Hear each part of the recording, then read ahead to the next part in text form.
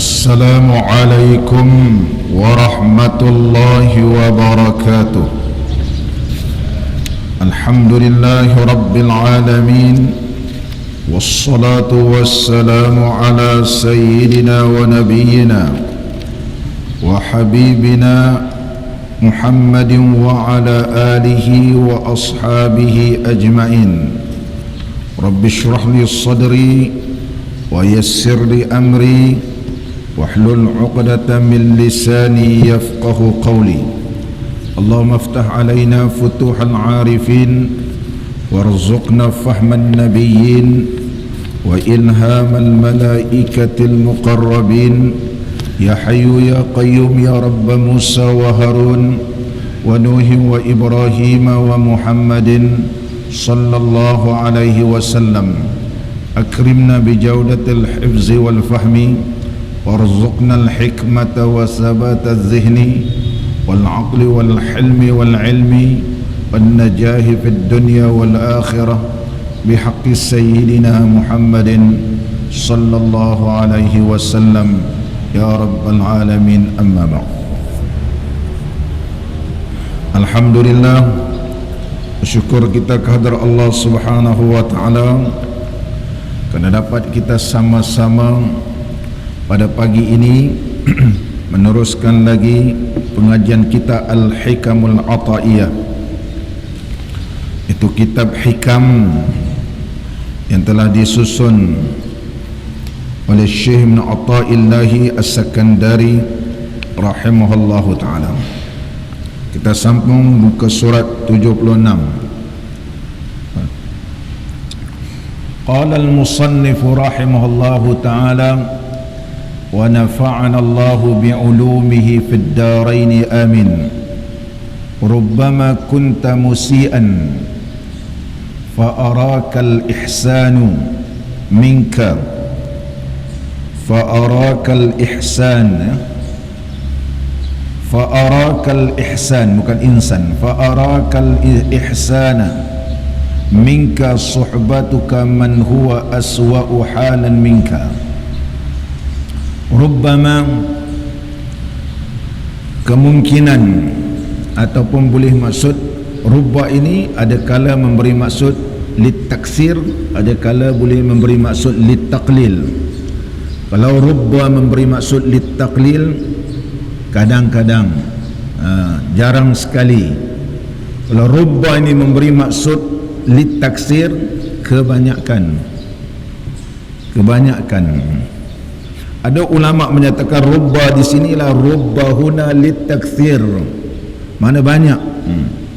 Tapi terjemah kita kemungkinan. Tak apa, kita tengok terjemah. Kemungkinan engkau berbuat musian, membuat kesalahan. Fa arakal ihsan, maka ditampakkan kepadamu kebaikan daripada engkau. Suhbatuka man huwa aswa'u halan minka, oleh kerana persahabatanmu kepada orang yang jauh lebih rendah akhlaknya daripada kamu. Kalau kita kawan dengan orang yang lebih rendah ibadatnya daripada kita, kita rasa kita lah yang paling hebat. Sebab kita kawan dengan orang yang tak kuat ibadat, kita rasa kita yang hebat. Oleh sebab itu, naklah kita bersahabat dengan orang yang lebih warak, orang yang lebih baik daripada kita, supaya kita ini tampak pada diri kita bahawa kita ni kurang ibadat berbanding dengan orang ni. Tapi kalau kawan dengan orang yang lebih rendah daripada kita, maka kita tidak nampak kekurangan yang ada pada kita. Oleh sebab itulah Tuan Syekh menyebut ramainya di kalangan kita ini, ramainya dia kata, banyaknya rubba ni ialah kebanyakan. Kunta musian, kunta kana, bila sampai anta kunta, kunta adalah kamu, khabar pada kana ni musian, mana melakukan kesalahan. Jawab dia, fa arakal ihsan, maka telah memperlihatkan akan kamu oleh ihsan daripada kamu. Disebab apa? Suhbatuka, sebab kamu berkawan dengan orang yang orang yang lebih rendah amalannya daripada kamu. Uraian dalam kitab kita ni, sedangkan seorang tidak dapat memperbaiki diri sendiri kecuali dengan kacamata orang lain. Ada orang tak boleh ubah diri dia melainkan dengan pandangan orang lain. Orang lain memberikan pandangan. Kalau kita berkawan dengan orang yang lebih alim, orang yang lebih wara, orang yang lebih bertakwa, kalau kita minta pandangan, barangkali dia akan memberikan nasihat. Sepatut kamu buat begini. Bila kita tanya apa yang sepatut kita nak lakukan, dia kata kamu buat begini, kamu buat begini, dia memberikan petunjuk. Tetapi kalau kawan dengan orang yang tak tahu, kita tanya, dia kata kau ni bagus dah, apa lagi, semayang pun dah jaga apa semua. Jadi dia tidak dapat tambah nilai ibadat kamu. Kenapa? Kerana dari sudut kawan ni perlu kita pilih. Tetapi jika justru kacamata, bahasa Malaysia pun tak kena ni, tetapi jika justru kacamata orang lain, tetapi jika pandangan orang lain itu pula mengabuli kita, maka bahayalah yang pasti menimpa kepada kita. Tapi kalau kita ini mengikut pandangan orang yang boleh menyebabkan tersilaunya pandangan kita ataupun mengaburi pandangan kita, kerana kita kawan dengan orang yang tidak lebih tinggi daripada kita, menyebabkan kita akan ditimpa musibah. Musibahnya amalan tidak akan bertambah. Amalan tidak akan bertambah. Al-Imam Zarruq rahimahullah ta'ala, Syekh Ahmad Zarruq rahimahullah ta'ala telah mensyarahkan kitab Hikam sebanyak lebih daripada 30 kali syarah. 30 kali dia telah mensyarahkan kitab Hikam Ibn Atha'illah Sakandari. Jilid pertama dia rasa tidak sempurna, dia karang kali kedua, karang kali ketiga, karang kali keempat, karang kali kelima, sehingga lebih kurang 30, lebih pada 30 kali mengarang kitab Al-Hikam Atha'iyah. Setiap karangan berbeza, dalam memahami kata-kata hikmah Syekh Ibn Atha'illah Sakandari ni. Syekh Ahmad Zarruq rahimahullah ta'ala menyebut, hindarilah daripada berkawan dengan ulama zahir. Dia kata, hindarilah, ihzar suhbata ulama zahir, jauhkan kamu berkawan dengan ulama zahir. Ulama zahir dia membahaskan tentang zahir sahaja. Lianna nufuzahum ghaliyatun alaihim, kerana nafsu mereka itu kaya. Nafsu mereka ni kaya tentang dunia. Kalau kawan dengan ulama zahir, kita tengok dia cerita bab kereta, cerita bab handphone, cerita bab ini, dia ulama zahir. Jadi kita tengok dia menceritakan, bukan ceritakan kita membawa kepada takwa. Ulama zahir cerita orang ni salah, orang ni tak betul, orang ni begini, ini ulama zahir. Kita tidak ada apa-apa manfaat, bahkan kita bersangka buruk kepada orang. Kita sangka buruk pada orang ni begini, orang ni begini. Sepanjang kita berkawan dengan ulama zahir, kalau sedemikian rupa, kita setiasa menyebabkan kita ini memandang buruk kepada orang, dan kita rasa kita yang hebat. Kita rasa orang ni tak ikut sunnah, orang ni ahli bidah, orang ni macam-macam lah. Berkawan, kita tengok dia bukan orang ahli zikir. Kerja-kerja kalau duduk dengan kita pun main handphone je dia kerjanya. Kita satu meja makan dengan dia pun, sambil makan handphone atas meja, tengok juga, tengok handphone, tengok WhatsApp, tengok Facebook, macam-macam. Memberi komen dan sebagainya. Ulama zahir, walaupun ianya banyak ilmu, tapi ulama zahir, kita tak ada apa manfaat. Kita kata sama je dia dengan kita. Apa nilai tambah amalan kita dengan dia? Tidak ada apa-apa. Maka hindarilah diri kamu daripada berkawan dengan ulama zahir. Ulama zahir, cerita bab dunia sahaja, cerita bab dunia sahaja. Maka kesannya tidak memberi apa-apa takwa kepada kamu, dan rasa takut dan rasa rindu untuk bertemu dengan Allah Subhanahu wa ta'ala. Kata Syekh Ahmad Zarruq rahimahullah ta'ala, al-julusu ma'ahum al-yawma aqbahu min 70 amiyan ghafilan wa faqiran jahilan. Kalau kamu bergaul dengan ulama zahir ini, ianya lebih teruk daripada bergaul orang yang biasa, orang ami, yang lalai, fakir dan jahil. Kerana orang awam ini dia memang dia tak tahu apa, dan dia akan merendah diri.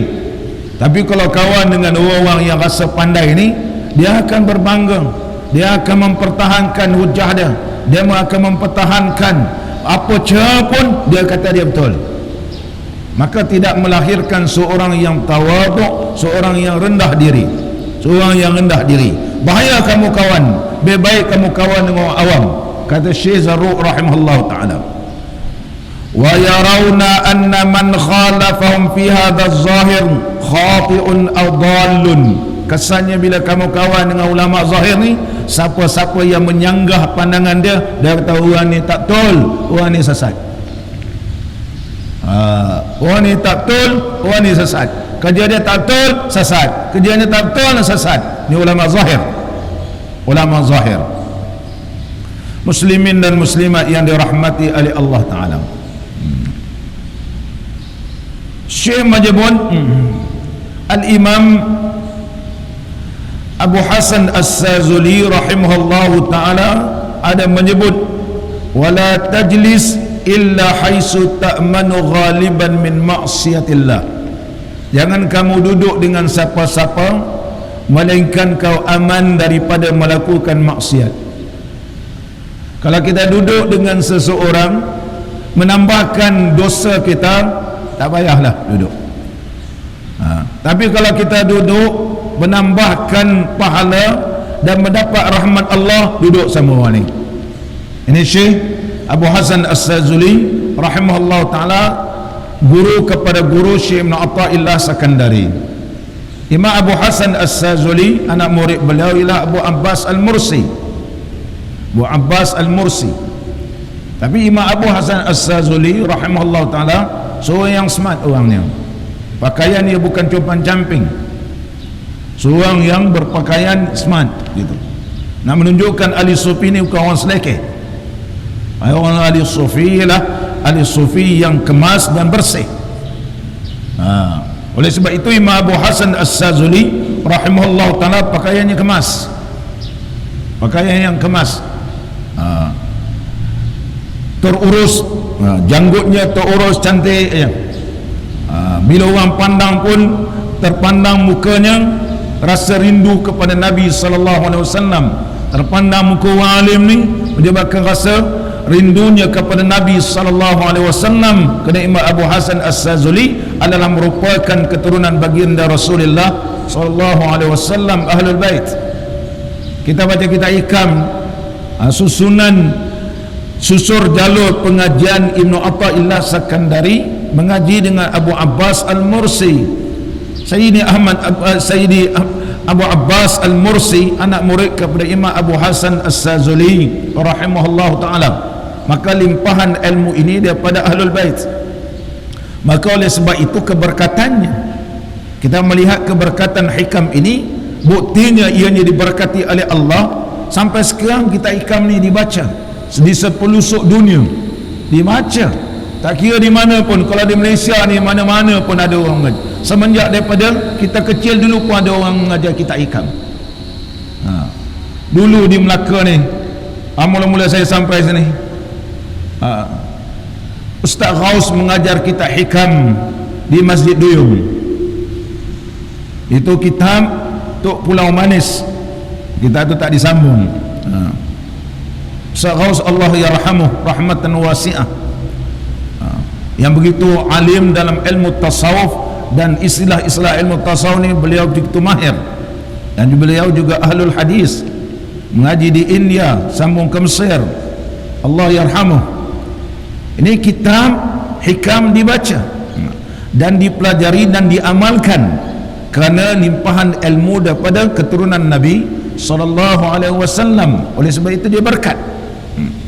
Jadi Syekh Imam Abu Hasan As-Sazuli rahimahullah ta'ala menyebut sedemikian rupa, wala tajlis illa haisu ta'manu min maksiatillah, jangan kamu duduk melainkan kamu pastikan aman daripada maksiat. Maksiatnya derhaka kepada Allah. Oleh sebab itu Tuan Syekh menyebut, wala yab'udu minallahi syai'un mislu julusika ma'a faqirin jahilin, tidak jauh boleh dikatakan misla julusika, umpama kamu duduk dengan orang yang fakir tapi jahil. Fakir ni lah fakir di sudut orang ulama tasawuf disebut fakir. Macam kita duduk dalam halaqah, disebut fakir, ila al-fakir ilallah.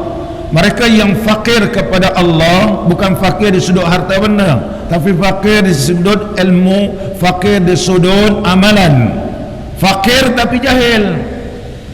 Contohnya kita bergaul dengan ulama, orang-orang sufi tapi jahil, tak nak menuntut ilmu, kira rajin pergi ratib saja. Kalau ada majlis ratib, majlis zikir, seronok, sebab lepas zikir dapat makan gitu. Kalau majlis zikir ramai, sebab lepas ni makan nasi Arab, nasi Arab. Minggu depan pula lauk kambing, kambing bakar, seronok, ramai orang tapi jahil. Jahil sebab apa? Tak ada mengaji kitab PK. Bab mengaji dia tak mau, sebab lepas mengaji tak makan. Bab mengaji tak mau sebab tak ada gendang. Kalau berzikir, berselawat, dia ada gendang, dia seronok. Kalau bab mengaji, cepat mengantuk. Jahil, jahil. Bab mengaji dia tak mau. Kalau mengaji ni cepat mengantuk. Dia tak tahu ilmu PK, tidak tahu ilmu-ilmu yang asas pun tak tahu. Ini jahil. Jangan kawan dengan orang ni, bahaya, dia kata. Bahaya sebab dia tidak ada ilmu. Tidak ada ilmu bagaimana nak membersihkan hati. Cuba kita tengok duduk sama-sama golongan-golongan yang disebut sebagai golongan sufi yang jahil ini, dia kira buat makan kerja ataupun seronok jumpa kawan. Syekh menyebut, Syekh Imam Abu Hasan As-Sazuli mengingatkan begitu. Oleh sebab itu mengikut tarbiyah Imam Abu Hasan As-Sazuli, ia perlu ada ilmu. Kita mengaji dulu, lepas tu zikir. Pengalaman saya 4 tahun di Mesir bersama guru saya, kita baca dulu. Dia mengikut, kalau hari ini contohnya kita baca kita Asma'ullahul Husna, syarahkan kita Asma'ullah, kemudian barulah zikir, baru zikir.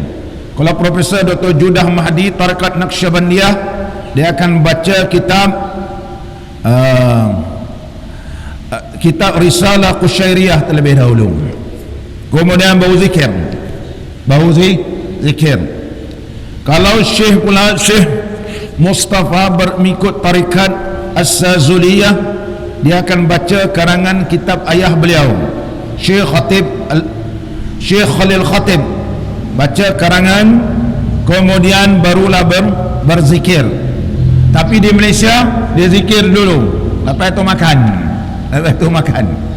Syekh Imam Abu Hasan As-Sazuli rahimahullah ta'ala menyebut, al-faqirul jahil aqbahu minal 'ami ghafir.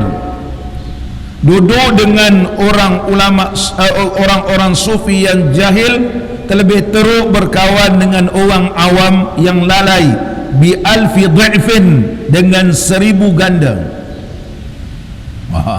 Orang awam ni dia tak tahu apa.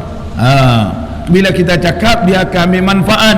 Kadang-kadang geng-geng zikir-zikir ni dia rasa dia hebat. Dia rasa kumpulan dia yang terbaik, orang lain tak terbaik. Ini kesan dia bahaya. Dan seterusnya, wal julusu ma'al 'arifi billahi afdalu minal uzlah. Duduk dengan orang yang jahil, orang-orang sufi yang jahil, terlebih teruk berkawan dengan orang awam yang lalai, bi alfi dha'fin, dengan 1000 ganda. Orang awam ni dia tak tahu apa. Dia rasa dia hebat. Dia rasa kumpulan dia yang terbaik, orang lain tak terbaik. Ini kesan dia bahaya. Dan seterusnya, wal julusu ma'al 'arifi billahi afdalu minal uzlah. bergaul dengan syekh yang kenal Allah itu lebih baik daripada beruzlah.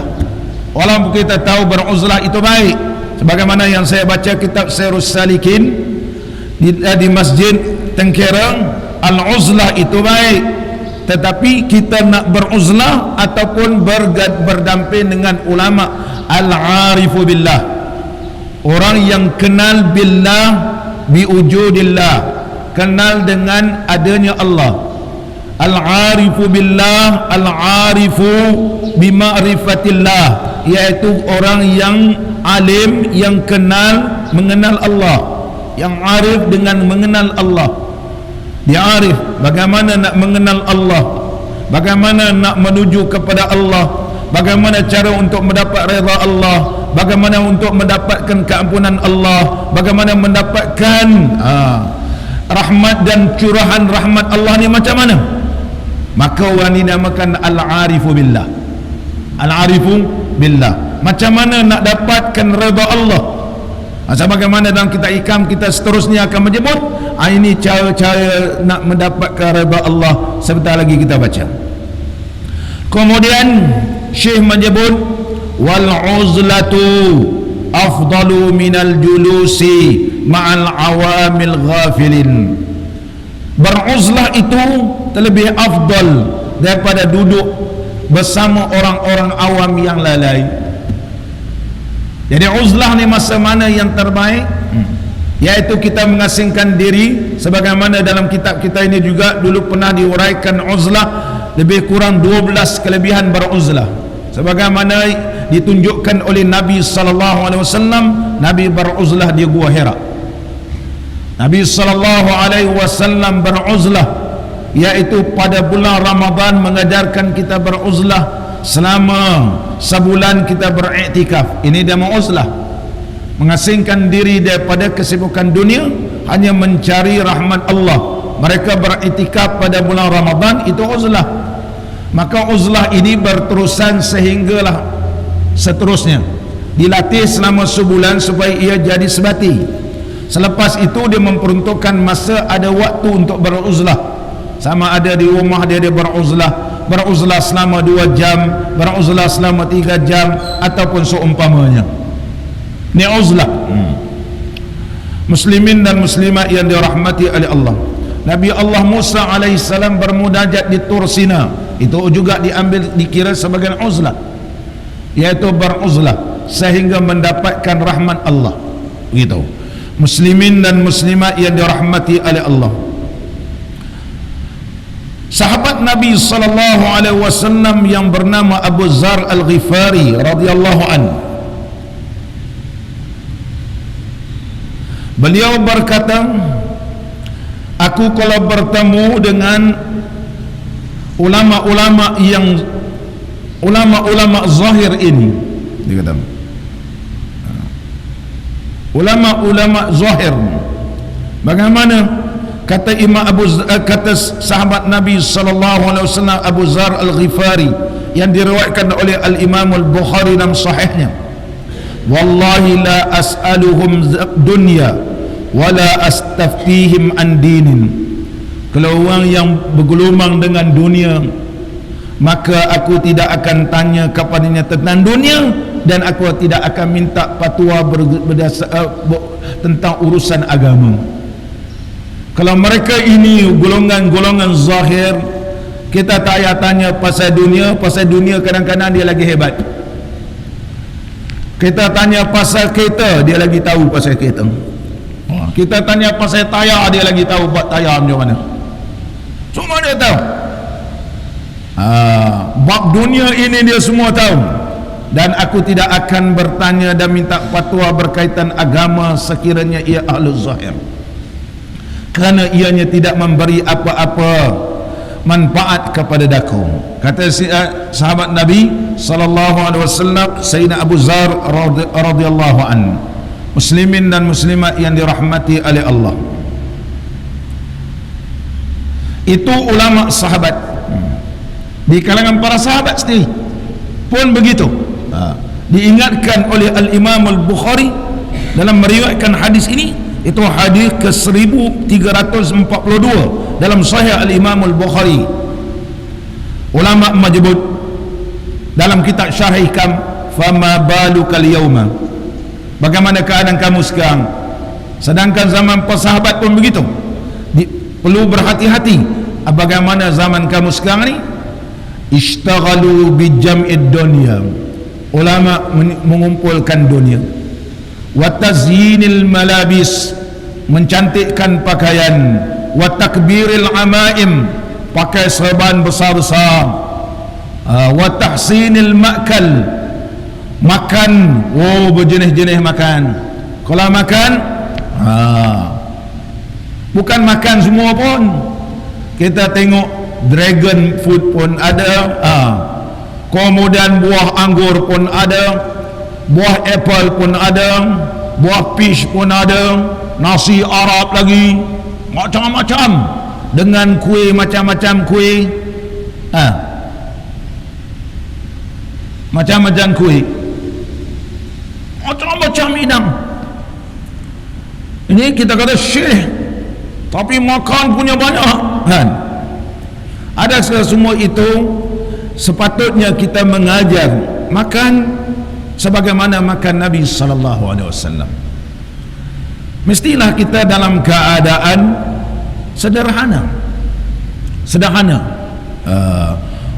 dan syekh sepatutnya mengajar anak murid, sekiranya kehadiran saya ni makanan-makanan ni tak payahlah.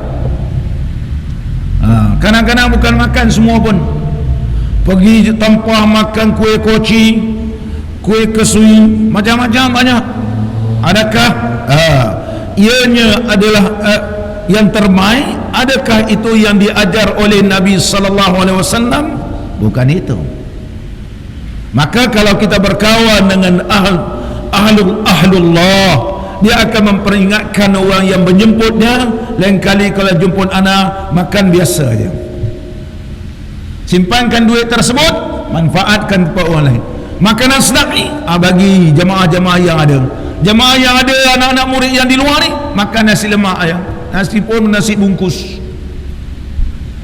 Ni buah anggur, buah peach, buah rambutan, buah durian, semua musangking, ada pun durian macam-macam jenis.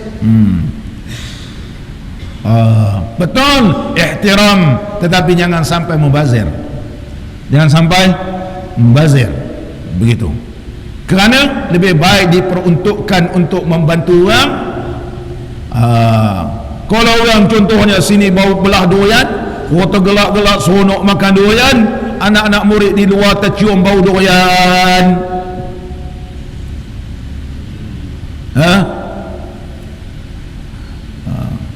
orang kata ada dua, saya tak apa Syekh, ini untuk Tuan Syekh. Seorang yang murabbi, dia bukan begitu. Murabbi, bagaimana Nabi sallallahu alaihi wasallam mengajak para sahabat sekian bersama supaya mereka merasai dan mereka belajar macam mana makan, macam mana adab makan, macam mana cara berhadapan dengan makanan. Ini murabbi. Hadza murabbi, mursyid, seorang yang mursyid. Ini guru yang sebenar. Muslimin dan muslimat yang dirahmati oleh Allah, wal masakin, rumah tersegam indah, wal marakib, kereta masya Allah, lebih daripada keperluan. Apa Tuan Syekh menyebut? Wara'au zalika, dan kamu akan melihat sedemikian rupa. Kalau ada golongan-golongan seperti ini, ianya bukan memberikan kepada kamu nilai tambah untuk takwa kepada Allah. Kamu juga berhajat nak tukar kereta, kamu juga berhajat nak macam Tuan Syekh. Tuan Syekh bini dua, kita pun nak bini dua. Tuan Syekh bini tiga, nak mau balik, Tuan Syekh pun bini dua. Ini sunnah. Bergaduh dengan isteri, tinggalkan anak bini. Allahu Akbar. Sebelumnya punya baik bagus, kerana apa? Kerana teman kahwin dua. Apa lagi Syekh? Takut bini. Nampak ni? Bila lagi? Nampak ni? Walaupun lama kumpulan ini bukan menunjukkan usrah yang terbaik, tapi bawa peranda. Alamat temenung kat masjid, temenung sama apa? Nak balik rumah bini pertama begini, bini kedua begini, kita nak beribadat pun tidak senang. Boleh berpoligami ikut macam Tuan Syekh. Tuan Syekh kalau bahagia betul dia tunjuk sunnah Nabi, okey kita ikut dia. Tapi kalau Tuan Syekh juga pergi mahkamah cerai, tak boleh ikut. Dia tengok dia bini dia minta pasah, dia pun termenung. Tanya Ustaz Syukri, macam mana ni bini anak dia minta cerai lah Syekh, dia kata minta cerai. Dia tak berjaya menunjukkan usrah yang terbaik. Bukan tak boleh, boleh, tapi dia mesti tunjukkan dia bahagia dan dia adalah mempertahankan keluarga yang sebagaimana ditunjukkan oleh Nabi sallallahu alaihi wasallam. Dia berperanan sebagai ketua ahli keluarga, kita sebagai anak murid ikut. Ini contoh yang terbaik, ini contoh yang terbaik, itu tak apa. Muslimin dan muslimat yang dirahmati oleh Allah, seterusnya 55. Ini Tuan Syekh menyebut dalam kitab kita ni, ma qalla amalun baraza min qalbin zahidin wala kasra amalun baraza min qalbin raghibin. Ma qalla amalun, tidak dapat dianggap kecil amal perbuatan yang dilakukan dengan ikhlas, dan tidak dapat dianggap banyak amal yang dilakukan oleh seorang yang tidak ikhlas. Ma qalla amalun, tidak dikira amal itu amal itu walaupun sedikit, tapi baraza min qalbin zahidin, jelas daripada hati yang zuhud, hati yang zuhud. Walaupun dia kecil, tapi daripada hati yang zuhud, besar di sisi Allah. Maka surah amalun, tidak dikira amal itu banyak, baraza min qalbin raghibin, tapi datang daripada hati yang gemarkan dunia. Itu maksud kata-kata hikmah ni. Tidak dikira, tidak dianggap ataupun tidak dikira amal itu sedikit, walaupun sedikit, tetapi daripada hati yang ikhlas, ianya akan besar di sisi Allah Ta'ala. Walaupun contohnya kita buat benda yang kecil, walaupun benda itu, amalan itu sedikit, tapi besar si Allah kalau kita ikhlas. Contoh, Nabi SAW bersabda, Ibnul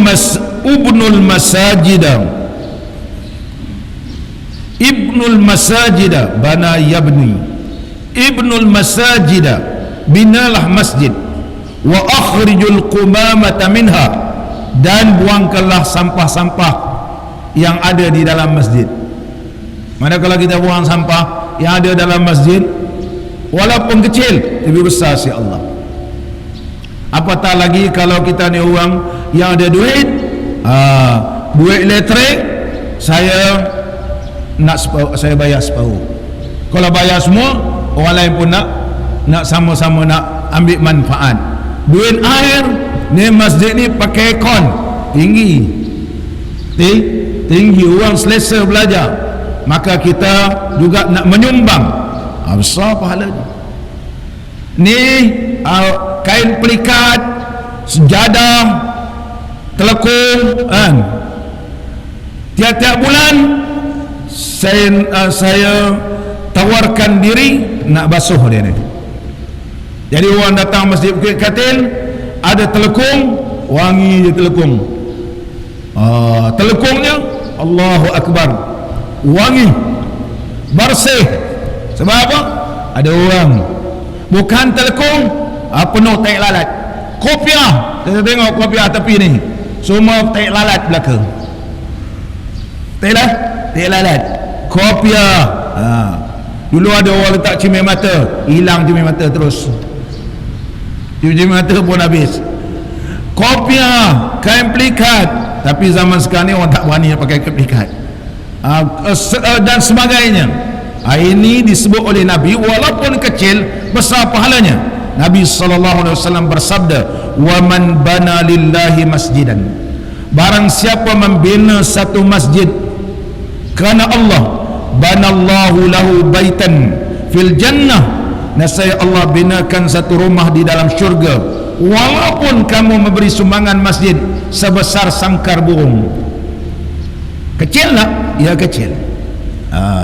Dulu masa kita minta siapa-siapa nak derma kipas gergasi, alhamdulillah, orang pun belajar dalam keadaan selesa. Dulu kita kipas di tepi-tepi, bunyi dia bising, contoh bung. Ada pula pasang air basah kapet, habis jadi berkulat kapet. Sekarang kipas gergasi, alhamdulillah. Mereka walaupun sedikit sumbangan tapi besar si Allah, dengan syarat ikhlas. Sebagaimana Tuan Syekh menyebut, maqalla amalun baraza min qalbin zahidin, daripada hati yang zuhud. Apa makna zuhud? Adamur raghbati fi syai'i wal hirsu alaih, iaitu tak ada rasa gemar pada sesuatu dan juga tak tamak padanya. Itu mana orang yang zuhud. Terjemah dalam kitab kita ikhlas, sebenarnya hati yang zuhud, hati yang tidak gemar pada dunia, hati ini tidak sayangkan pada harta. Kalaulah kita sumbangkan harga contohnya 80.000, kita sumbangkan sampai 10.000, tak ada terasa sikit pun dalam hati. Ini qalbun zahid, ini qalbun zahid. Kita derma pada masjid, masuk duit RM50, tak ada pun dalam hati terasa, oi banyak 50, tak ada sedikit. Qalbun zahid, itulah qalbun zahid. Contohnya lagi, muslimin dan muslimat yang dirahmati oleh Allah Subhanahu wa ta'ala, contohnya kita berzikir selepas sembahyang, baca subhanallah walhamdulillah wala ilaha illallah wallahu akbar, walaupun sedikit tetapi telah dijamin oleh Nabi SAW, setiap tasbih kita ini memberikan manfaat. Kita lepas sembahyang baca subhanallah subhanallah, jangan kita pandang remeh, jangan tinggalkan walau apapun keadaan. Jangan kita lepas sembahyang baca al-fatihah. Al-fatihah, al-fatihah tak pernah diajar oleh Nabi begitu. Al-fatihah, dan bacakan ayat kursi, bacakan subhanallah walhamdulillah wala ilaha illallah wallahu akbar, ataupun subhanallah subhanallah. Kenapa? Walaupun ianya sedikit tetapi datang daripada hati yang ikhlas, maka Allah Subhanahu wa ta'ala pandang dia ni besar, pandangnya besar. Muslimin dan muslimat yang dirahmati oleh Allah, sebagaimana Nabi SAW bersabda, ada dua perkara tidaklah seorang hamba yang muslim menjaganya kecuali ia masuk syurga. Ketahuilah bahawa kedua itu mudah tapi sedikit sekali orang yang mengamalkannya. Mudah tapi sedikit. Ala wa huma yasir wa man ya'malu bihi ma qalil, tapi yang beramalnya sedikit. Apa dia? Yusabbihullah fi kulli duburi kulli salatin ashra. Ini yang paling mudah. Bertasbih kepada Allah selepas solat 10 kali. Subhanallah subhanallah, paling mudah ni. Wa yahmadu ashra, dan bertahmid baca alhamdulillah 10. Wa Allahu akbar wa yukabbiru ashra, dan bertakbir Allahu akbar 10. Nabi SAW bersabda, wa fazalika khamsuna wa mi'atun bil lisan, maka yang demikian itu berjumlah 150 dengan ucapan dan 100 1,500 pada timbangan. Walaupun sedikit tapi di sisi Allah tinggi. Kita kalau paling malas pun bacalah begitu. Wa yukabbiru arba'an wa salasinan idza akhadha madja'ahu, bila kita nak tidur baca takbir 34 kali. Kemudian wa yahmadu salasan wa salasin, dan bertasbih subhanallah 33. wa yusabbihu salasan wa salasin, dan bertakbir Allahu Akbar 33. Fatilka mi'atun bil lisan, maka yang demikian 100 pada ucapan dan 1000 pada timbangan. Apa? Mudah. Hadis ini riwayat Imam Ahmad dan Imam Bukhari dalam kitab Adabul Mufrad. Fa ayyukum a'malu fil yaumi wa lailati 2500 sayyi'atin. Nabi sallallahu alaihi wasallam menyambung, maka siapakah di antara kamu yang berbuat sehari semalam 2500 kesalahan? Dengan cara kita zikir tadi, dia menghapuskan banyak dosa. Ada orang melakukan kesalahan sampai 2500, tetapi dengan zikir yang sedikit datang pada hati yang ikhlas, ianya boleh mendapat begitu tinggi sekali. Tadi 1500, tambah pula lagi, kalau lagi banyak kita baca lagilah, ianya diberikan oleh Allah pahala. Jangan pandang remeh walaupun benda itu kecil. Jangan pandang remeh walau benda itu kecil.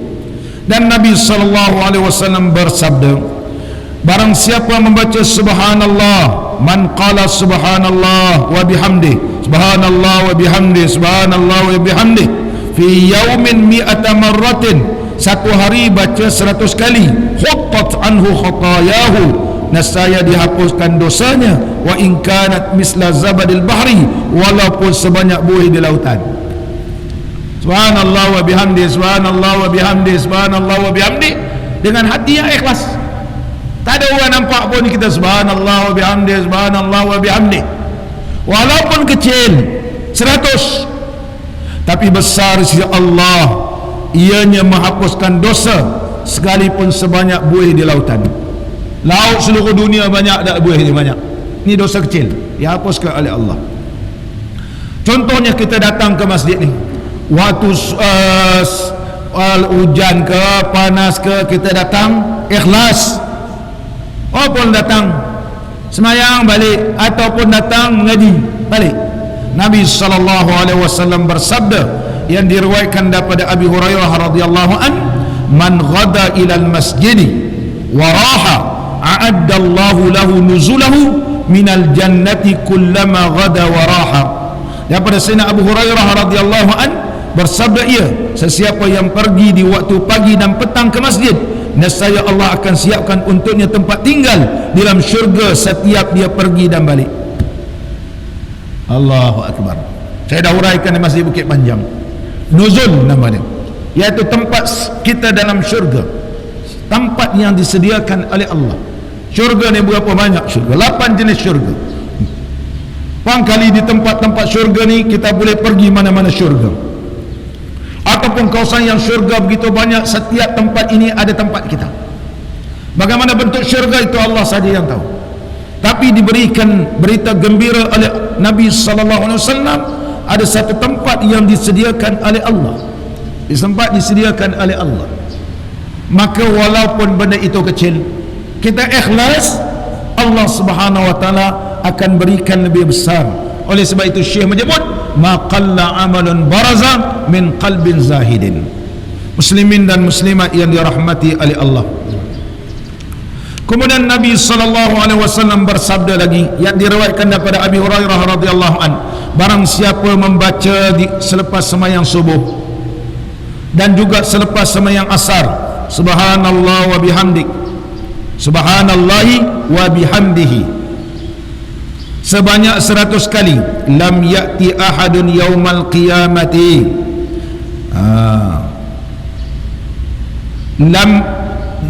lam ya'ti, tidak akan datang seseorang pada hari kiamat, bi afdala bima jaa bihi illa ahadun qala mislama qala aw zada alai.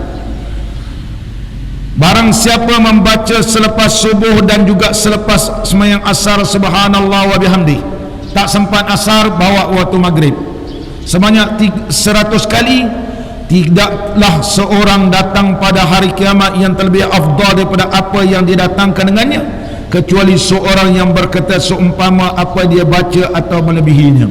Allahu Akbar. Walaupun sedikit, subhanallah wa bihamdi, ianya terlebih afdal. Kalau baca lebih, lagi lebih. Ini yang ditegaskan oleh Syekh Ibn Athaillah As-Sakandari rahimahullah ta'ala. Jadi kalau boleh, walaupun sedikit, kita tidak tinggalkan. Walaupun baca subhanallah, alhamdulillah, Allah Akbar, tapi biar datang daripada qalbin zahidin. Jangan pandang remeh benda-benda yang sedikit. Jangan pandang remeh. La tahtaqiranna minal ma'ruf bi syai'a. Jangan sekali-kali meremehkan satu amalan kebaikan walaupun kecil. Walaupun kecil. Nampak ulama tasawuf susun kitab hikam ni berdasarkan hadis. Tak ada dalam kitab hikam tersasar pada Quran dan hadis. Amat mana mereka kata hikam tak betul? Sebab dia tak mengaji. Sebab dia tak mengaji. Dengar ulama-ulama Wahabi bercakap, mengaji ya? Mengaji, belajar. Oleh sebab itu tuan guru saya dulu, Dr. Profesor Dr. Judah Mahdi rahimahullah ta'ala, Timbalan Rektor Al-Azhar, sebelum saya balik, selepas saya balik Malaysia, dia diangkat jadi Timbalan Rektor Al-Azhar, Profesor Dr. Judah Mahdi rahimahullah ta'ala. Beliau bila mengajar tasawuf, Quran hadis, Quran hadis, Quran hadis, Quran hadis. Oleh sebab itu saya pun terkesan, Quran hadis kita, dalil kita Quran hadis, Quran hadis, gitu. Tak ada dia kata-kata begini, dah, Quran hadis, menunjukkan bahawa sumber rujukan ada Quran, ada hadis, hanya dibukukan dan disusun supaya mudah dipahami. Inilah mengajar kepada kita, ulama tasawuf mengajar kepada kita, apa-apa sunnah Nabi sallallahu alaihi wasallam walaupun kecil, la ilaha illallah, la ilaha illallah, la ilaha illallah, jangan ditinggalkan. Allahumma salli ala sayyidina Muhammad wa ala ali sayyidina Muhammad, walaupun kecil tetapi kalau datang pada hati yang benar-benar tulus ikhlas, Allahu Akbar, besar di sisi Allah Ta'ala. InsyaAllah kita akan sambung lagi kitab kita ini pada pengajian akan datang. Mudah-mudahan pertemuan kita diberkati dan diridai oleh Allah Subhanahu Wa Ta'ala. Bismillahirrahmanirrahim. Alhamdulillahi Rabbil Alamin.